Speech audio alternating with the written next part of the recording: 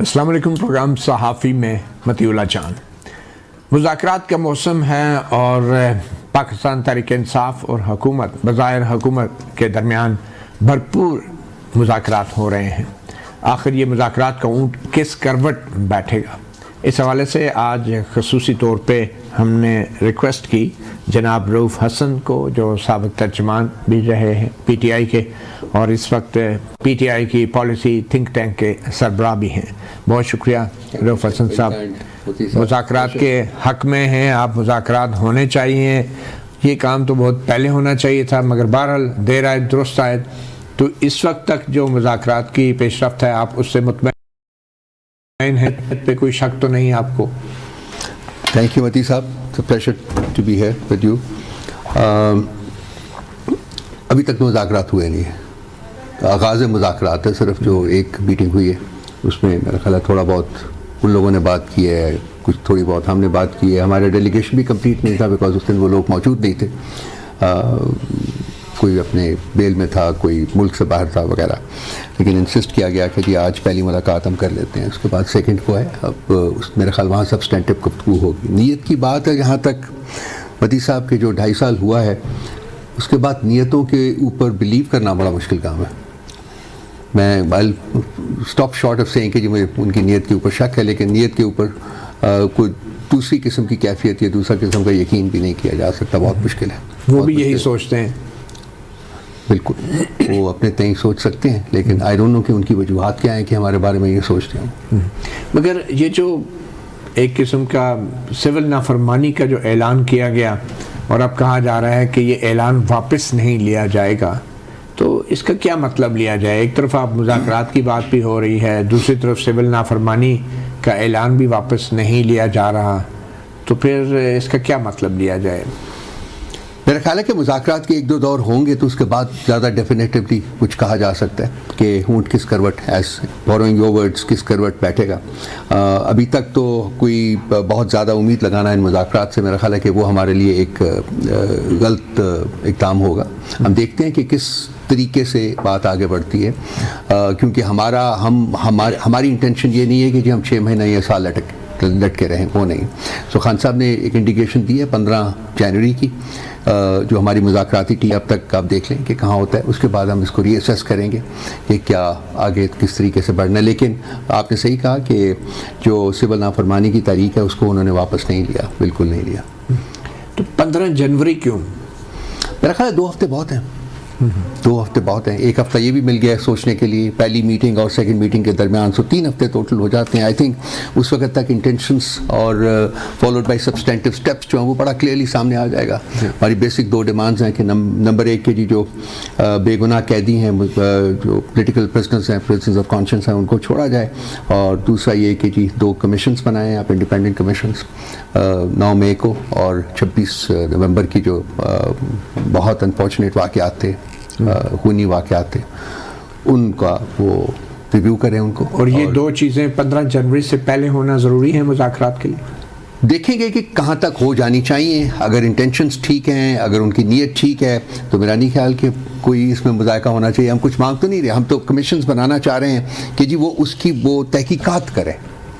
Supreme court کے senior 3 ججز جو ہیں 3، وہ بیٹھ کے اس کی تحقیقات کریں کہ کیا ہوا، کس طریقے سے ہوا، تاکہ جو اصل مجرمین ہیں ان کا کیا جا سکتا ہے. اگر ہمارے ساتھ کے کوئی ہیں تو ان کو بھی سزا ملنی چاہیے، اگر کہیں اور سے ہیں تو ان کو بھی سزا ملنی چاہیے. تو 15 جنوری کی بجائے 20 جنوری یا اس کے بعد کیوں نہیں؟ اب اس کے لیے تو کوئی 2 ہفتے بہت ہے میرا خیال ہے. میں نے کہا نا کہ 2 ویکس + 1.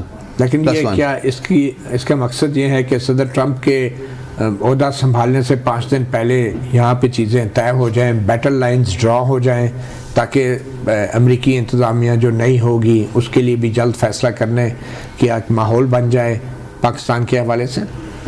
نئی امریکی انتظامیہ نے جو فیصلے کرنے ہیں وہ ان انڈیکیٹرز کے اوپر نہیں کریں گی. وہ میرا خیال ہے کہ وہ سبسٹینٹیو ایشوز کو لے کے دیکھیں گے، جہاں کہ پچھلے 3-4 دنوں میں جس دن سے ملٹری کورٹس نے فیصلے دیے ہیں اس کے بعد آپ کو دیکھتے ہیں EU کا ریئیکشن آپ نے دیکھا ہے، آپ نے US ریئیکشن دیکھا ہے، آپ نے FCTO کا، آپ نے گورنمنٹ آف UK کا ریئیکشن دیکھا ہے. تو یہ 3 میٹرز کرتی ہیں جو سینٹرز آف انٹرنیشنل ڈیموکریسیز ہیں.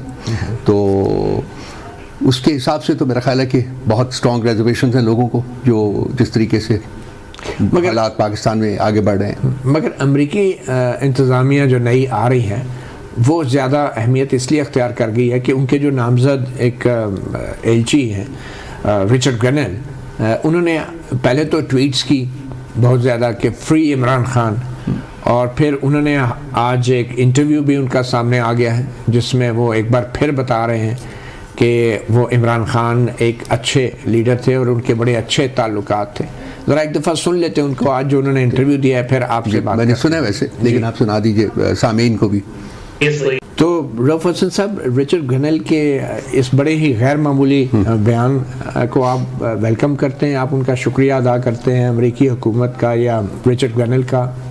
دیکھیے متی صاحب، ہم نے ان سے کسی قسم کی پارٹی لیول کے اوپر کچھ اس قسم کے جذبات خیالات کا اظہار کرنے کے لیے نہیں کہا، ان سے کسی قسم کی نہیں مانگی ہے. یہ ہمارا ڈائسپورا ہے وہاں جو کہ ان کے ساتھ ان کے انٹرسٹ اس ملک کے ساتھ بھی جڑے ہوئے ہیں، ہمارے ملک کے ساتھ بھی جڑے ہوئے ہیں، جو ان کا برتھ پلیس بھی ہے موسٹ آف دیم. اور اس ڈائسپورا میں پی ٹی آئی بھی شامل ہے جو کہ امریکہ میں خان صاحب کے سپورٹرز ہیں، خان صاحب کے سپورٹرز ہیں، بہت بڑے سپورٹرز. امریکہ میں پی ٹی آئی بھی رجسٹرڈ ہے؟ جی ہاں، بالکل رجسٹرڈ ہے. تو انہوں نے بھی امریکی حکومت سے تو رابطہ کیا ہے؟ وہ ڈائسپورا کے کانٹیکس میں ڈیفینیٹلی انہوں نے ان سے رابطہ کیا ہے، بالکل ہے، ان کی میٹنگز بھی ہوئی ہیں. اور یہ بالکل انیوژل ہے، آپ نے صحیح کہا کہ یہ انیوژل قسم کی اسٹیٹمنٹس ہیں، لیکن یہ کم از کم انٹینٹ ظاہر کر رہی ہے. انٹینٹ، اگر وہ انٹینٹ دیکھتے ہیں کہ ٹرانسلیٹ ہوتا ہے، اگر کس قسم کے اقدامات میں ٹرانسلیٹ ہوتا ہے، کیا وہ کانٹیکٹ کرتے ہیں گورنمنٹ آف پاکستان سے، کیا ہوتا ہے. ہمارا اس میں کوئی ڈائریکٹ رول نہیں ہے کسی قسم کا، پارٹی پلیٹ فارم کے اوپر سے ہم نے کسی قسم کا کوئی رول نہ پلے کیا ہے، نہ ہی ہماری کوئی انٹینشن ہے پلے کرنے کی. تو آپ اس کو سازش یا امریکی مداخلت تو نہیں سمجھتے؟ ابھی تو دیکھنا ہوگا کہ کیا ہوتا ہے. ابھی تو یہ انٹینٹ ہے نا، مطلب انہوں نے کہا ہے کہ جی یہ ہونا چاہیے یا یہ ہونا چاہیے، لیکن میں نے کہا نا کہ there is world of difference between کہ جی انٹینٹ کو ٹرانسلیٹ کرنے میں انٹو ایکشن. تو جب حکومت آتی ہے ان کی 20 جان کو، تو اس کے بعد دیکھتے ہیں کہ کیا ان کے رویے کیا ہوتے ہیں. لیکن جو اس بائیڈن حکومت کی بھی جو کرٹیسزم آ چکی ہے، جو کہ وائٹ ہاؤس نے آپ کو دیکھا ہے اسٹرانگ ورڈز میں کرٹیسائز کیا ہے جو ہمارے ریسنٹ اقدامات ہیں ان کو EU نے اور UK نے، تو اس سے کم از کم یہ چیز تو بڑا کلیئر ہو جاتی ہے نا کہ لوگ جو ہیں جو ڈیموکریسیز آف دا ورلڈ ہے، کم از کم وہ جو پاکستان میں جو حالات ہیں، جو اقدامات کیے جا رہے ہیں، ان کو پسند کی نگاہ سے نہیں دیکھتی ہیں. تو ڈونلڈ لو اور رچرڈ گنل کے بیان میں آپ کہتے ہیں بہت فرق ہے؟ ڈونلڈ لو کا بیان نہیں تھا، ان کا ایکشن تھا جو انہوں نے کیا، جو انہوں نے دھمکی دی، تھریٹن کیا کہ یہ ہوگا. وہ تو بڑا کلیئر ہے، سائفر کا مسئلہ تو اب کورٹس بھی مان چکی ہوئی ہیں کہ وہ ایک ریالٹی تھی نا، تو اس کی بیسس کے اوپر پھر جو لکھا گیا تھا، انہوں نے دھمکی دی تھی کہ جی ادروائز وہاں آپ کو اس کے نتائج بھگتنے پڑیں گے، نہیں تو آپ عمران خان کو ریلیز کر دیجیے. تو وہ مداخلت سائفر کی شکل میں لازمی بات ہے کرنے کی کوشش کی پاکستان کے اقدامات کو، پھر کامیاب ہوئے انٹرنل. ہاں جی بالکل کامیاب ہوئے، اور ہمارے انٹرنل پلیئرز بھی تھے جو کہ سپورٹیو رول انہوں نے پلے کیا. تو وہ اب یہ انٹینٹ کی حد تک تو بڑا کلیئر لگ رہا ہے کہ جی وہ ان کے خیالات کیا ہیں. اب دیکھتے ہیں کہ کیا کرتے ہیں یا کیا کرنے کے کا ارادہ کریں. ارادہ تو ہے لیکن ایکچولی وہ کرتے ہیں کیا کرتے ہیں، اس کے بیسس کے اوپر ہی انسان آگے کے بارے میں بات کر سکتے ہیں. لیکن گنل کے اس بیان سے جو مذاکرات کا عمل ہے وہ متاثر تو ہوگا نا. آپ کا وزن بڑھ گیا، بارگیننگ بڑھ گئی، حکومت کا وزن کم ہو گیا؟ نہیں، میں مدی صاحب نہیں دیکھتا اس کو ایسے. یہ میں کہہ دیں کہ ان کی حکومت جب آئے گی اس کے بعد ہی جو ان کی اقدامات ہوں گے اس کی بیسس کے اوپر آپ ان کی پراپر ایویلویشن کر سکیں گے. اس وقت تو to the extent of intent کہ ان کا یہ لگتا ہے کہ جی وہ کچھ کرنا چاہتے ہیں، لیکن کر پائیں گے کہ نہیں یہ دیکھنا ہو. تو آپ رچرڈ گنل کا شکریہ نہیں ادا کریں گے؟ رچرڈ گنل کا کیا شکریہ ادا کرتے ہیں جس وقت آئی تھنک وہ اپنے اسپیکنگ آؤٹ ہز مائنڈ.